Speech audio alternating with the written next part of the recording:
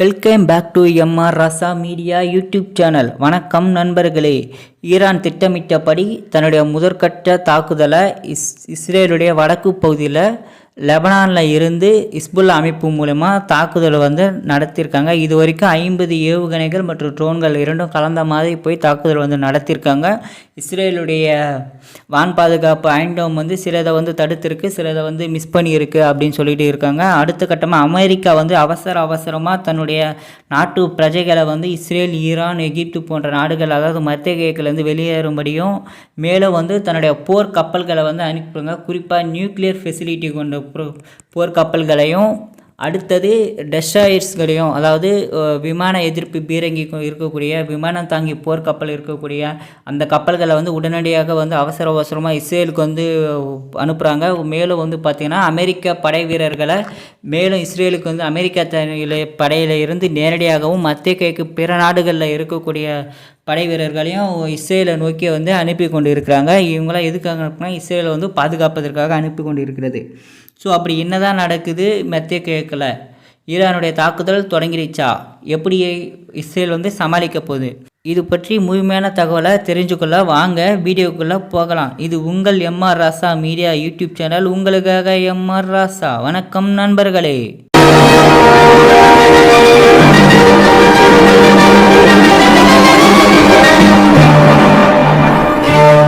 Welcome back to MR Rasa media YouTube channel. வணக்கம் நண்பர்களே.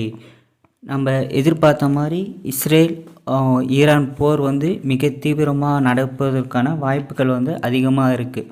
அதில் முதற்கட்டமாக பார்த்திங்கன்னா நம்ம போன வீடியோலே பார்த்தோம்.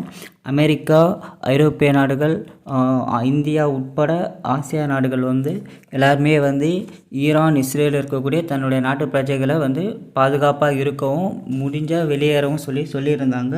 ஸோ அதோடைய அடுத்த கட்டமாக பார்த்திங்க அப்படின்னா அமெரிக்காவுடைய போர் கப்பல்கள், அதாவது டெஸ்ட்ராயர்ஸ், விமான தாங்கி போர்க்கப்பல்கள் உட்பட அமெரிக்கா மற்றும் யூகேவுடைய போர்க்கப்பல்கள் இப்போது ஈரானை சுற்றி, அதாவது நம்ம படத்தில் பார்த்தோம் இல்லைங்களா, நீங்கள் படத்தில் பார்த்துருக்கீங்களா, இந்த அமெரிக்க இராணுவ தளங்கள் இருக்கக்கூடியங்களா அந்த பகுதிகளுக்கும் குறிப்பாக இஸ்ரேலுடைய கடற்பகுதிக்கும் நிறுத்துகிறாங்க. அதாவது ஈரான் மிசைல் அட்டாக்கை பண்ணாங்க அப்படின்னா கடல், அதாவது இவங்க ஏமனுடைய ஹவுத்திகள் இஸ்ரேல் மீது வான் தாக்குதல் நடத்தும் போது இன்டர்செப்ட் பண்ணாங்கல்ல கடல் வழியாக. ஸோ அதே போல் இஸ்ரேலை ப்ரொடெக்ட் பண்ணுறதுக்காக இவங்க தன்னுடைய போர் கப்பல்களை நகர்த்தியிருக்காங்க. இஸ்ரேலை நோக்கி கப்பல்கள் விரைந்து கொண்டு இருக்கிறது. சில கப்பல்கள் ஆல்ரெடி இஸ்ரேலை போய் அடைஞ்சிடுச்சு. அதோட அடுத்த கட்டமாக என்ன பண்ணுறாங்க அப்படின்னு பார்த்தீங்கன்னா, அமெரிக்காவுடைய படை வீரர்களை மிடில் ஈஸ்ட்டுக்கு உடனடியாக அவசரமாக இராணுவ வாகனத்தில், அதாவது இராணுவ விமானத்தில் உடனடியாக இறக்குமதி செய்கிறாங்க. அதாவது அமெரிக்காவில் இருந்து ட்ரூப்ஸை கொண்டுட்டு போயிட்டு இஸ்ரேலுடைய படைகளுக்கு பாதுகாப்பாக நிறுத்தத்துக்கு அமெரிக்கா விரைந்து சென்று கொண்டு இருக்கிறது. ஸோ ஈரான் ஏற்கனவே ஒரு எச்சரிக்கை கொடுத்துருந்தாங்க. ஈரான் இஸ்ரேல் மீது தாக்குதலை நடத்தும் போது அமெரிக்கா தலையிட்டு அமெரிக்க படைகள் மீது நாங்கள் தாக்குதலை நடத்துவோம். அதாவது வரலாறு என்ன சொல்கிறதுன்னா, அமெரிக்கா அப்படி தாங்க, சரிங்களா. அமெரிக்கா எப்பயுமே அப்படி தான். இப்போது இஸ்ரேல்கிட்ட பேசுவாங்க, இஸ்ரேலுக்கு ஹமாஸும் சமாதானம் சொல்லுவாங்க, ஆனால் ஆயுதத்தை இஸ்ரேலுக்கு கொடுப்பாங்க. ஸோ இதே பிளானை தான் இங்கேயும் இம்ப்ளிமெண்ட் பண்ணுவாங்க. ஸோ இது எதிர்பார்க்கலாம். ஸோ அப்படி தாக்குதல் நடத்தும் போது இஸ்ரேலும் ஈரானும் போர் செஞ்சுன்னு தாக்குதல் மாற்றி நடத்துன்னு இருக்கும்போது அமெரிக்கா ஈரானுடைய ஏவுகணை இன்டர்செப்ட் பண்ணிச்சு அப்படின்னா ஒரு கட்டத்துக்கு மேலே ஈரானுடைய படைகள் நேரடியாக அமெரிக்காவை தாக்கலைனாலும் ஈரானுடைய ப்ராக்சிஸ், அதாவது Houthis, Yemeni Houthi, Iran resistance, so அவங்களாம் தாக்குதலை நடத்துவதற்கான வாய்ப்புகள் பிரகாசமாக இருக்குது. ஸோ அடுத்த கட்டமாக பார்த்திங்கன்னா, இப்போ அமெரிக்காவுடைய போர்க்கப்பெல்லாம் வந்துச்சிங்களா. ஸோ ஹமாஸ் அமைப்பு ஒரு ஃபோட்டோவை அவசரமாக வெளியிட்டிருக்காங்க. ஸோ ஹமாஸ் அமைப்பு வெளியிட்ட ஃபோட்டோ தான் நீங்கள் பார்க்குறீங்க.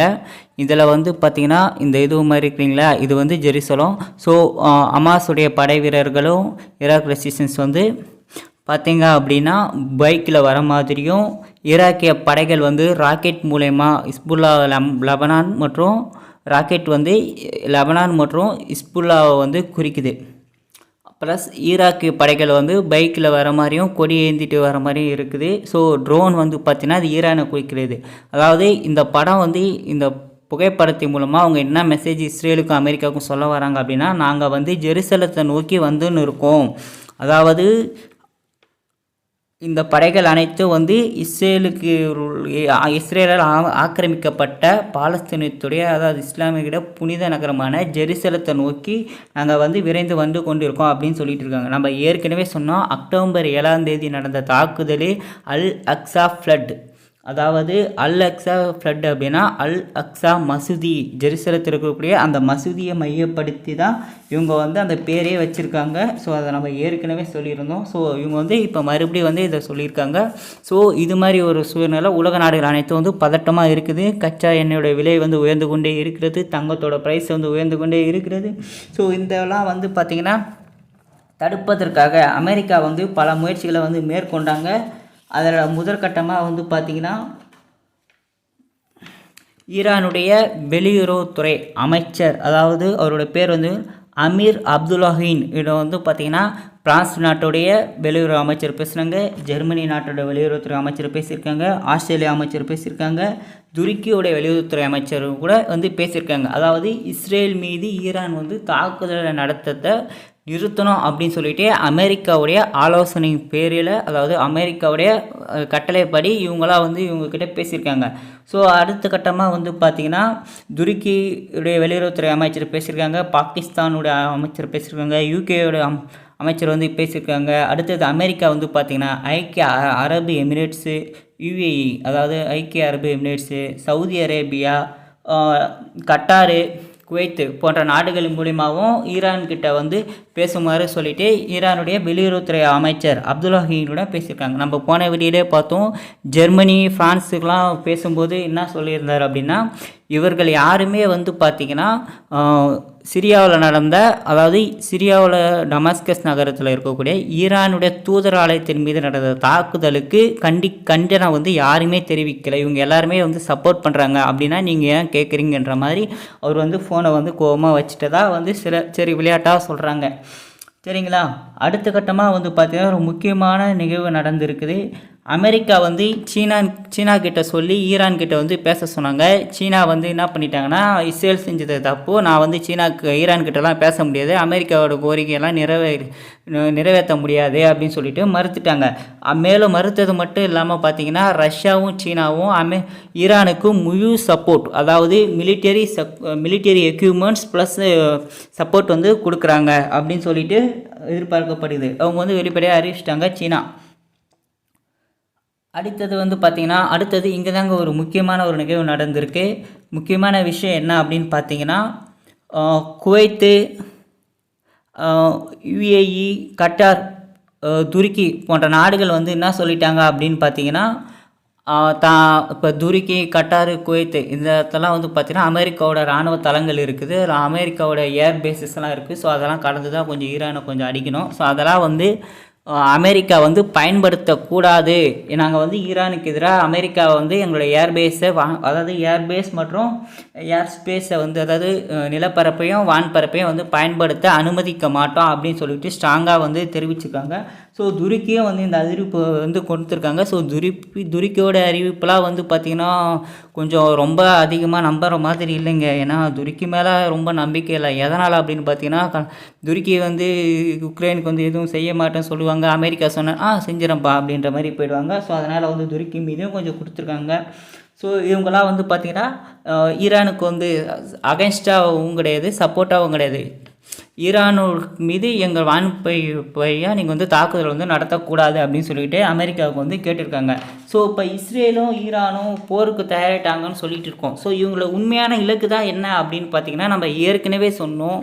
அதாவது உண்மை என்னென்னா, இஸ்ரேலுக்கும் ஈரானுக்கும் ரொம்ப நாளாக ஒரு பிரச்சனை போயிட்டு இருக்குது. அதாவது ஈரான் வந்து அணு ஆயுத உற்பத்தியை முயற்சியை வந்து செய்யும், அதாவது அணு ஆயுத தயாரிக்கிற முயற்சியை வந்து இஸ்ரேலும் அமெரிக்காவை இணைஞ்சு ஸ்டெக்னெட்ஸ் அப்படின்ற ஒரு வைரஸ், ஒரு ஆன்டி வைரஸ், அதாவது ஒரு வைரஸ் மூலமாக இஸ்ரேல் மற்றும் அமெரிக்காவோட உதவியோடு என்ன பண்ணாங்க அப்படின்னு பார்த்தீங்கன்னா, ஈரானுடைய நியூக்ளியர் ஃபெசிலிட்டி சென்டரில் வந்து சென்ட் பண்ணி அதோடைய டெம்பரேச்சர் கண்ட்ரோல் பண்ண முடியாமல் அளவுக்கு அதிகமாக வந்து அது வந்து நிறைய பேர் இறந்துருக்காங்க. ஃபெசிலிட்டி வெடிச்சும் சதறி இருக்குது தயாரிப்பதற்கு முன்பாகவே. ஸோ நீங்கள் வந்து ஸ்டெக்ஸ்நெட் அப்படின்னு சொல்லிட்டு கூகுளில் வந்து போட்டு பார்த்தீங்கன்னா உங்களுக்கு வந்து அதை பற்றி நீங்கள் கூடுதலாக வந்து தகவலை வந்து தெரிஞ்சுக்கலாம். ஸோ இஸ்ரேலோடைய நோக்கம் அப்படின்னு என்னன்னு பார்த்தீங்கன்னா ஈரானில் இருக்கக்கூடிய அந்த ஃபெசிலிட்டிஸு, அதாவது ஈரானில் இருக்கக்கூடிய அணு ஆயுத நியூக்ளியர் ஃபெசிலிட்டிஸை வந்து தாக்கி அழிக்கணும் அப்படின்றது தான் வந்து அவங்களுக்கு வந்து குறிக்கோள். ஸோ நீங்கள் வந்து படத்தில் பார்த்துட்டு இருக்கீங்களே, அதுதான் வந்து பார்த்திங்கன்னா ஈரானுடைய நியூக்ளியர் ஃபெசிலிட்டிஸ். ஸோ இந்த இடத்துல தான் வந்து தாக்குதலை வந்து தொடங்குவதற்காக அமெரிக்காவும் இஸ்ரேலும் இப்போ வந்து ஈரான் மீது போரை வந்து தொடுக்கிறாங்க. நம்ம ஏற்கனவே பார்த்த மாதிரி தான் அதை பாருங்கள், Iran want to war. So இந்த இடத்துல வந்து பார்த்திங்கன்னா யார் வந்து போரை விரும்புகிறாங்க அப்படின்னு பாருங்கள். ஈரானை சுற்றி வந்து அமெரிக்காவோட இராணுவ தளங்கள் இருக்குது. ஸோ ஈரானும் அமெரிக்காவோ இப்போ வந்து ஈரான் இஸ்ரேலும் போர் செஞ்சுன்னு இருக்கும்போது அமெரிக்கா வந்து தடுத்து ஈரானுடைய ஏவுகணை அமெரிக்கா மேலே விழுந்துச்சு அப்படின்னா ஆஸ்பர் நேட்டோ ஆர்டிக்கல் 4 என்ன சொல்லுது, நேட்டோ அமைப்பில் கூட ஒரு நாட்டை தாக்கினா நேட்டோட அமைப்பு ஒட்டுமொத்த நாடுகளும் சேர்ந்து தாக்கணும் அப்படின்னு சொல்லியிருக்காங்க. ஸோ ஈரானும் அமெரிக்காவுக்கும் போர் போகும்போதே அங்கே ரஷ்யாவும் சீனாவும் உள்ளே வந்துடுவாங்க. இது உலகப்போராக வெடிப்பதற்கு பல சாத்தியக்கூறுகள் உள்ளன. ஸோ இஸ்ரேலுடைய இப்போ இஸ்ரேல் மற்றும் அமெரிக்காவோட நோக்கம் அப்படின்னு பார்த்தீங்கன்னா ஈரான் உள்ளே இருக்கக்கூடிய நியூக்ளியர் ஃபெசிலிட்டி எந்தெந்த இடத்துக்கு போனால் அராக், ஃபோர்டோ, நடன்சோ, சஃபான், புஷர். ஸோ இந்த இடத்துலலாம் வந்து தாக்குதல் நடத்தி ஈரானுடைய அணு ஆயுதத்தை தயாரிப்பதை முற்றிலுமாக தவிர்த்து விடலாம், இஸ்ரேலை வந்து பாதுகாத்தலாம் அப்படின்னு சொல்லிட்டு இவங்க வந்து வந்து பிளான் பண்ணியிருக்காங்க. ஸோ இது மாதிரி இவங்க பிளான் பண்ணுற போது ஈரானுடைய ஒரு எம்பி வந்து என்ன சொல்லியிருக்காரு அப்படின்னு பார்த்தீங்கன்னா ஈரானுடைய நியூக்ளியர் ஃபெசிலிட்டி மீது இஸ்ரேல் தாக்குதல் நடத்தினா இஸ்ரேலில் இருக்கக்கூடிய டொமினோ சிட்டி மீது 400 வினாடிகளில் ஈரான் வந்து தாக்குதல் நடத்துவோம் அப்படின்னு சொல்லியிருக்காங்க. ஸோ இவங்க என்ன டாமினோ சிட்டி அப்படின்னு பார்த்தீங்கன்னா இதுதான் வந்து பார்த்திங்கன்னா இஸ்ரேலிய நியூக்ளியர் ரிசர்ச் கண்ட்ரோலர் ப்ரோக்ராம். அதாவது இதுதான் வந்து பார்த்திங்கன்னா இஸ்ரேலுடைய நியூக்ளியர் வெப்பன் ஸ்டோரேஜ் அப்படின்னு சொல்லிட்டு இஸ்ரேல் வந்து இங்கே தான் வந்து வெப்பன் ஸ்டோரேஜ் பண்ணி வச்சுருக்காங்க. அதாவது நியூக்ளியர் வார்ஹெட்ஸ்லாம் அங்கே தான் வச்சுருக்காங்க. இஸ்ரேல் வந்து நியூக்ளியர் ரிசர்ச் வந்து அந்த சிட்டியில் இருக்கக்கூடிய சில நகரங்கள் மீது தான் வந்து செய்கிறாங்க அப்படின்னு சொல்லிட்டு சில செய்திகள் வந்து வருகிறது. ஸோ ஈரானும் வந்து அதை தான் நம்புகிறாங்க. இஸ்ரேலும் உண்மையிலே பார்த்திங்கன்னா அந்த டியோமோனோ அப்படின்ற சிட்டியில் தான் வந்து பார்த்திங்கன்னா ஈரானுடைய நியூக்ளியர் ஃபெசிலிட்டிஸ், அதாவது இஸ்ரேலுடைய நியூக்ளியர் ஃபெசிலிட்டி சென்டர்ஸ்லாம் இருக்குது. ஸோ ரிசர்ச்லாம் இருக்குது. ஸோ அங்கேருந்து தான் வந்து ஈரான் வந்து அட்டாக் பண்ணுவாங்க. ஸோ இதன் மீது வந்து தாக்குதல் நடத்துவோம். அதாவது இந்த போர் வந்து ஈரான் இஸ்ரேல் போராக மட்டும் இங்கே நடைபெற போவது கிடையாது. ஈரான் வந்து இஸ்ரேல் மீது தாக்குதல் நடத்தி இஸ்ரேல் வந்து ஈரான் மீது பதில் தாக்குதல் நடத்தினா இது வந்து வளைகுடா மற்றும் போர் இல்லை. நம்ம ஏற்கனவே சொன்ன மாதிரி தான், நம்ம ஏற்கனவே ஒரு வீடியோ போட்டிருக்கோம். 3வது உலக யுத்தம் ஏற்படக்கூடிய காரணங்களில் ஈரான் இஸ்ரேல் வாரம் ஒன்று. இந்த போர்கள் வந்து ஈரானுக்கு இஸ்ரேலுக்கும் நடக்கலை, ஜெருசலத்தை மீட்குவதற்காக நடக்கக்கூடிய ஒரு போருடைய ஆரம்பம்தான் இந்த ஈரான் இஸ்ரேல் வார். ஸோ வந்து இது வந்து பார்த்திங்கன்னா 2 பக்கமும் தாக்குதல் நடத்திருக்காங்க. ஸோ இது அடுத்த கட்டமாக எங்கே போகும் அப்படின்னா ஈரானுடைய நியூக்ளியர் ஃபெசிலிட்டி மேலே இஸ்ரேல் தாக்கும்போது இஸ்ரேலுடைய நியூக்ளியர் ஃபெசிலிட்டி மேலே ஈரான் தாக்கும்போது நம்ம ஈரான் கிட்ட அணு ஆயுதங்கள் இல்லை, இஸ்ரேல்கிட்ட அணு ஆயுதம் இருக்குது. ஆனால் அவங்க இருக்குது இல்லைன்னு ரெண்டுமே சொன்னது கிடையாது. அமெரிக்கன்ஸும் நம்புகிறாங்க, யூரோப்பியன்ஸ் அதர் கண்ட்ரிஸ் என்ன நம்புகிறாங்கன்னா இஸ்ரேல் கிட்ட 200 வார்ஹெட்ஸ் இருக்குது. அந்த வார்ஹெட்ஸ் எங்கே வச்சுருக்காங்க அப்படின்னு பார்த்தீங்கன்னா இந்த டிமோனோ சிட்டியில் தான் இருக்குது அப்படின்னு சொல்லிட்டு வெளிப்படையாக வந்து நம்பிட்டு இருக்காங்க. ஸோ அதனால தான் ஈரானுடைய எம்பி வந்து என்ன சொல்கிறாருன்னா இஸ்ரேல் வந்து ஈரானுடைய ஃபெசிலிட்டி நியூக்ளியர் ஃபெசிலிட்டி மீது தாக்குதல் நடத்துகிறோம் அப்படின்னா நாங்கள் வந்து டிமோனோ சிட்டியில் இருக்கக்கூடிய இஸ்ரேலுடைய நியூக்ளியர் ஃபெசிலிட்டி மீது தாக்குதல் நடத்தும் அப்படின்னு சொல்லியிருக்காங்க. ஸோ இந்த தாக்குதல்ன்றது அணு ஆயுத போரை நோக்கி வந்து நகர்ந்து கொண்டு இருக்கிறது. நம்ம ஏற்கனவே சொன்ன மாதிரி தான் இந்த போருடைய அடுத்த கட்டம் என்ன தான் ஆகும் அப்படின்னு வந்துட்டு நம்ம அடுத்தடுத்த அப்டேட்டில் வந்து பார்த்துட்ருக்கோம். ஸோ நம்மளுடைய தனிப்பட்ட கருத்து நம்ம அதிகமாக வீடியோ போட விரும்பலை. ஸோ இருந்தாலும் நம்ம வெளிப்படையாக சொல்லிடுறோம். அடுத்தது இப்போ வந்து ஒரே சிம்பிள் நம்ம ஜியோ பொலிட்டிக்ஸில் ஒரே ஒரு விஷயந்தான், இஸ்ரேல் வந்து ஈரான் மீது தாக்குதல் நடத்தினா ஈரான் இஸ்ரேல் 2 பேர் மட்டும் தாக்கிக்கிட்டே இருந்தால் பிரச்சனை கிடையாது. இங்கே குறுக்க போயிட்டு அமெரிக்கா வந்து உள்ளே போகிறோம்னு சொல்லுவாங்க. வெளிப்படையாக வந்து ஜோ பைடன் என்ன அறிவிப்பு கொடுத்துருக்குன்னா, ஈரான் வந்து இஸ்ரேலை தாக்கிச்சுன்னா இஸ்ரேலுக்கு பாதுகாப்பு அரணாக அமெரிக்கா இருக்கும் அப்படின்னு சொல்லியிருக்காங்க. அதே நேரத்தில் அமெரிக்கா ஈரான் கிட்ட என்ன சொல்லியிருக்காங்கன்னா, இஸ்ரேலுடைய அதாவது அமெரிக்க நிலைகள் மீது ஈரான் வந்து தாக்குதல் நடத்தக்கூடாது அப்படின்னு சொல்லியிருக்காங்க. ஸோ ஏற்கனவே ஈரான் வந்து வார்னிங் கொடுத்துருக்காங்க, அமெரிக்காவுக்கு வந்து ஒரு வார்னிங் கொடுத்துருக்காங்க. அது என்ன வார்னிங் அப்படின்னா, இஸ்ரேலை வந்து ஈரான் தாக்கும்போது அமெரிக்கா வந்து தடுக்கக்கூடாது, அப்படி தடுத்தீங்கன்னா உங்கள் மீது தாக்குதல் நடத்த வேண்டி வரும் அப்படின்னு சொல்லியிருக்காங்க. ஸோ இஸ்ரேல் ஈரானுடைய போர் வந்து தொடங்கிடுச்சு. இது முதற்கட்டமாக வந்து பார்த்திங்கன்னா ப்ராக்ஸி மூலமாக ஸ்டார்ட் பண்ணியிருக்காங்க. அதாவது லெபனானில் இருக்கக்கூடிய இஸ்புல்லா அமைப்புடைய ஹசன் நசரல்லா லீடர் வந்து என்ன சொல்லியிருக்காருன்னா, முதற்கட்டமாக தாக்குதலை வந்து தொடங்கிட்டாங்க. அதாவது 50 ட்ரோன் அட்டாக் மூலயமா வந்து பார்த்தீங்கன்னா 50 ஏவுகணைகள் ப்ளஸ் ட்ரோன் இதெல்லாம் மிக்சப் பண்ண மாதிரி ஒரு 50 தாக்குதல் வந்து நார்த்தன் இஸ்ரேல் பகுதியில் இந்த நீங்கள் பார்த்துருக்கீங்களா, இந்த பகுதிகளில் வந்து இப்போ வந்து தாக்குதலை நடத்தியிருக்காங்க. சில ஏவுகணைகளை அதாவது சில தாக்குதலை மட்டும் அயன்டோம் வந்து தடுத்து வீழ்த்துவதாகவும் மீதி சிலது கீழே 1-2 விழுவதாகவும் வந்து சொல்லியிருக்காங்க. இன்னும் முழுமையான தகவல் வந்து வெளியே வரலை. நமக்கு அப்படி தகவல் வந்துச்சுன்னா உங்களுக்கு வந்து உடனடியாக அப்டேட் பண்ணிடுறோம். சரிங்களா? இப்போ நம்ம அடுத்த கட்டமாக போகலாம். இப்போ இந்த போரை பற்றி எதை நோக்கி போகும் அப்படின்னு பார்த்தீங்கன்னா, ஈரான் இஸ்ரேல் போர் ஈரான் இஸ்ரேலோட நிற்காதுங்க. அமெரிக்கா உள்ளே பூந்துச்சுன்னா, அமெரிக்கா ஒரு நேட்டோ நாடு. நேட்டோ நாட்டில் 32 நாடுகள் இப்போ வந்து இணைஞ்சிருக்காங்க. 30 நாடுகள் ஏற்கனவே 31வது நாடாக ஃபின்லாந்தும் 32வது நாடாக ஸ்வீடனும் இணைஞ்சிருக்காங்க. ஸோ 32 நாடுகள், அதாவது அமெரிக்கா வந்து ஒரு நேட்டோ நாடு. ஸோ நேட்டோட ஆர்டிக்கல் 4 என்ன சொல்லுது அப்படின்னா, நேட்டோட முக்கியமான சிறப்பம்சம் சொல்லிட்டு கருதப்படுவதே அந்த ஆர்டிக்கல் 4. அதாவது என்ன சொல்லுது அப்படின்னா, நேட்டோவுடைய உறுப்பு நாட்டில் ஒரு நாட்டை மீது ஒரு நாடு வந்து தாக்குதல் நடத்தினா நேட்டோவில் இருக்கக்கூடிய அனைத்து நாடுகளும் இப்போ உதாரணத்துக்கு ஈரான் வந்து அமெரிக்கா மேலே தாக்குதல் நடத்தினா ஈரானை வந்து 32 நாடுகளை நேட்டோட ஒட்டுமொத்த நாடுகளை சேர்ந்து தாக்குதல் வந்து நடத்தணும். இதுதாங்க வந்து நேட்டோவுடைய ஆர்டிக்கல் 4 சொல்லுது.